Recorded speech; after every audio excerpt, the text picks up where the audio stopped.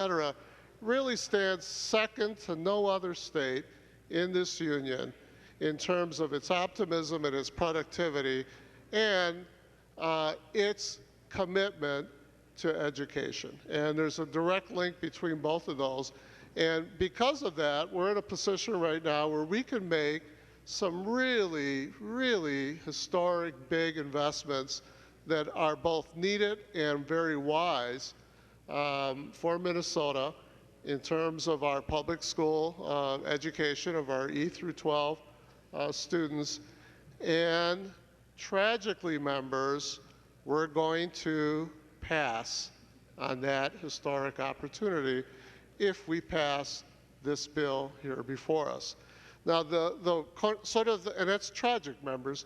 And the unusual thing here in making this pitch to you is that, quite frankly, what sets all this up is the fact that the bill that came off this body a few weeks ago was such a poor bill that going forward and negotiating with the Senate almost guaranteed that we would have this mediocre bill.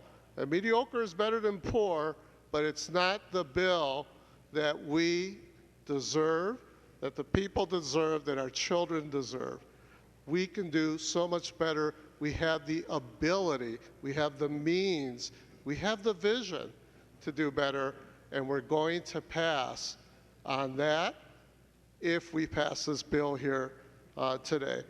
And so, and members, I'm not telling you anything, frankly, members on the other side of the aisle didn't indirectly say when we had the bill up. A number of my colleagues on the other side of the aisle basically said, I sure do hope when this bill comes back from conference that we're going to be able to do better, that we're going to be able to put more resources into our public schools.